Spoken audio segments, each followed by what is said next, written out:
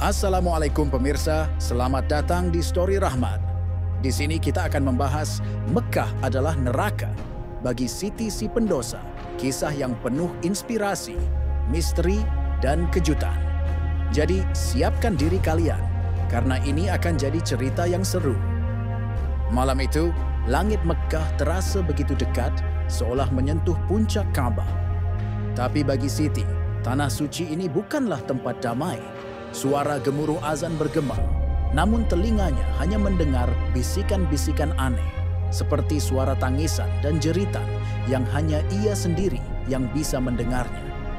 Tubuhnya gemetar, keringat dingin mengalir deras. Ia menatap Ka'bah, tetapi yang terlihat hanyalah bayangan hitam yang seolah mengepungnya. "Ini bukan yang aku inginkan," bisiknya, tapi sudah terlambat. Azab telah dimulai. Sinopsis lengkap. Siti, seorang wanita berusia 35 tahun, dikenal sebagai sosok yang licik dan manipulatif. Sepanjang hidupnya, ia telah menipu banyak orang, bahkan keluarga sendiri, demi keuntungan pribadi. Ia tak pernah peduli dengan agama atau nilai-nilai moral. Namun, suatu hari, ibunya yang sakit-sakitan memintanya untuk menunaikan ibadah haji sebagai bentuk penebusan dosa. Siti awalnya menolak, tapi setelah ibunya meninggal, ia merasa terpanggil bukan karena taubat, tapi karena rasa bersalah yang sama dan keinginan untuk membersihkan namanya. Saat tiba di Mekah, Siti merasa ada yang aneh. Ia sering melihat bayangan hitam di sudut matanya, mendengar suara-suara yang tak jelas, dan merasakan kehadiran yang mengikuti setiap langkahnya. Malam pertama di Mekah, ia bermimpi buruk tentang masa lalunya. Orang-orang yang ia sakiti, janji-janji yang ia ingkari, dan air mata yang ia abaikan.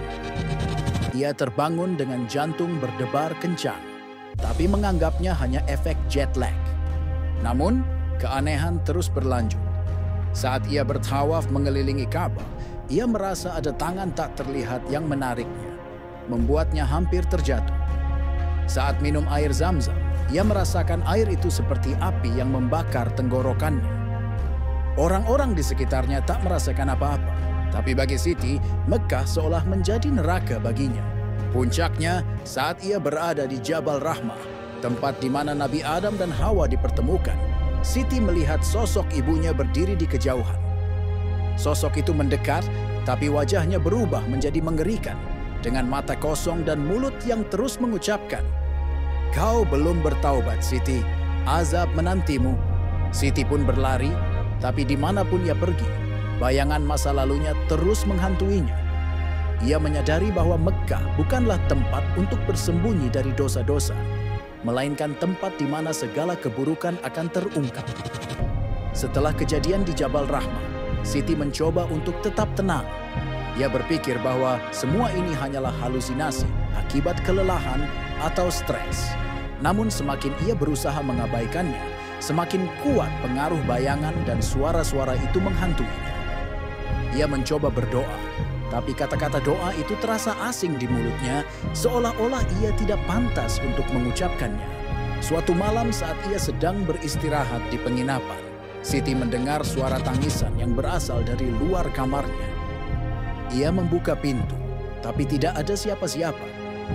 Ketika ia kembali ke tempat tidur, suara itu semakin keras, seolah-olah berasal dari dalam kamarnya sendiri. Tiba-tiba, lampu kamar padam, dan ia melihat bayangan-bayangan kecil bergerak di dinding. Bayangan itu membentuk wajah-wajah orang yang pernah ia sakiti, adiknya yang ia tipu, teman-temannya yang ia khianati, bahkan mantan suaminya yang ia tinggalkan tanpa penjelasan. "Kau pikir bisa lari dari kami, Siti?" Suara itu bergema di dalam kepalanya. "Kau pikir dengan datang ke sini, dosa-dosamu akan terhapus?" Siti menjerit dan menutup telinganya, tapi suara itu tidak hilang. Ia berlari keluar kamar, melewati lorong penginapan yang sepi. Di ujung lorong, ia melihat sosok ibunya berdiri dengan wajah sedih. "Ibu, tolong aku!" teriak Siti, tapi sosok itu hanya menggelengkan kepala dan menghilang. Keesokan harinya, Siti memutuskan untuk mengikuti ritual haji dengan lebih serius. Ia berharap bahwa dengan melaksanakan semua rukun haji, ia bisa menemukan kedamaian. Namun setiap kali ia mencoba mendekat ke Ka'bah, ia merasa ada kekuatan yang mendorongnya menjauh. Saat ia mencoba membaca Al-Quran, huruf-huruf di dalamnya seolah bergerak dan membentuk kata-kata yang mengejeknya. Penipu, pendosa, tak layak. Di tengah keputusasaan, Siti bertemu dengan seorang pria tua yang mengenakan jubah putih. Pria itu tersenyum lembut dan berkata, "Nah, kau terlihat kebingungan. Ada yang bisa aku bantu?" Siti merasa lega dan menceritakan semua yang ia alami. Pria tua itu mendengarkan dengan seksama, lalu berkata, "Mekah adalah tempat suci. Nah, di sini segala dosa dan keburukan akan terungkap. Tapi ini juga tempat di mana rahmat Allah terbuka lebar bagi siapa saja yang benar-benar bertaubat." "Tapi aku tidak tahu bagaimana caranya," bisik Siti, air matanya menetes. "Aku sudah terlalu jauh terjerumus." "Taubat itu dimulai dengan mengakui kesalahanmu, nak," kata pria tua itu. "Kau harus meminta maaf kepada mereka yang kau sakiti dan berjanji untuk tidak mengulanginya lagi." Siti mengangguk, tapi hatinya masih dipenuhi keraguan. Ia mencoba mengikuti saran pria tua ini. Ia menelepon adiknya dan meminta maaf atas semua yang telah ia lakukan. Adiknya awalnya terkejut, tapi akhirnya menerima permintaan maafnya. Siti juga mencoba menghubungi teman-temannya yang dulu ia khianati. Meskipun tidak semua merespons dengan baik. Namun meskipun ia telah meminta maaf, bayangan-bayangan itu tidak hilang. Bahkan mereka semakin kuat. Saat ia sedang berwukuf di Arafah, Siti merasa dirinya terjebak dalam sebuah mimpi buruk. Ia melihat dirinya berdiri di tengah lautan api, dikelilingi oleh orang-orang yang ia sakiti. Mereka menatapnya dengan tatapan penuh kebencian, dan suara-suara itu kembali bergema. "Kau pikir permintaan maafmu cukup, Siti? Kau pikir kami bisa melupakan apa yang kau lakukan?" Siti menjerit dan terjatuh.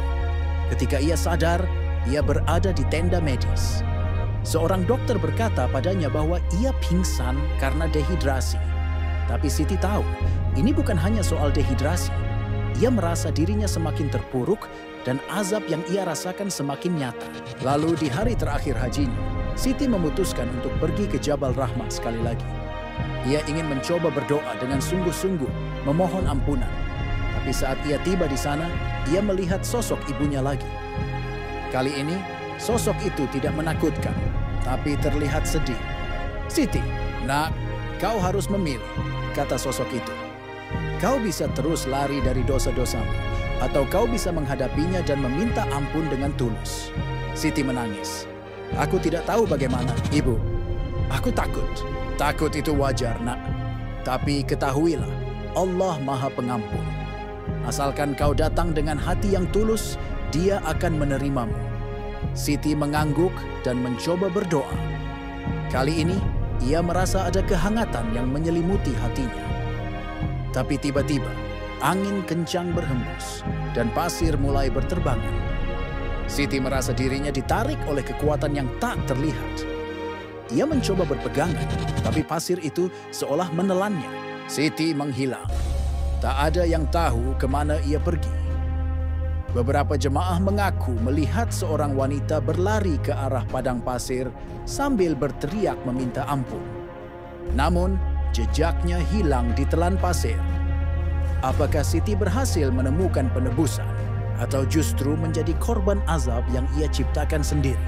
Beberapa bulan kemudian, ada kabar bahwa seorang wanita dengan ciri-ciri mirip Siti terlihat di sebuah desa terpencil. Wanita itu hidup sederhana, selalu berdoa, dan membantu orang-orang di sekitarnya. Tapi ketika ada yang bertanya tentang masa lalunya, ia hanya tersenyum dan berkata, "Aku sudah memilih untuk memulai yang baru." Apakah itu benar-benar Siti? Atau hanya orang yang mirip dengannya? Tak ada yang tahu pasti. Tapi satu hal yang pasti, Mekah telah mengubahnya. Entah menjadi lebih baik atau menghilangkannya selamanya.